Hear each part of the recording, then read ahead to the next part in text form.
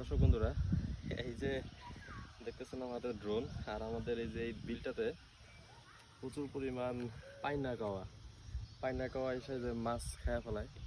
যেই কারণে আসলে আমরা আজকে ড্রোনের ইস্তেমাল করছি। ড্রোনের সাহায্যে আজকে পাইনা কাওয়া তাড়াবো। দেখেন, বিসমিল্লাহির রহমানির রহিম।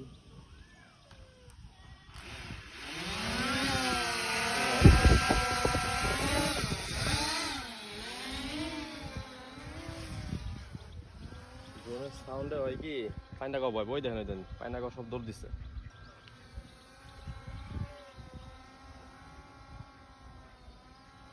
এই যে পাইনা কাওয়া দেন, এই যে পাইনা কাওয়া দৌড় দিচ্ছে, এই দেন, এই দেন, ড্রোনের সাউন্ডে ওরা ভয় পায়।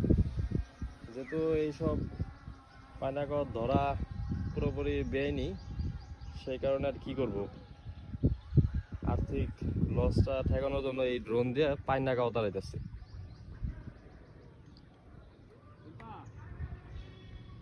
পাইনা কি পরিমাণ পাইনা কাওয়া ড্রোনের ফুটেজে দেখতে পারবেন, এই জানেন।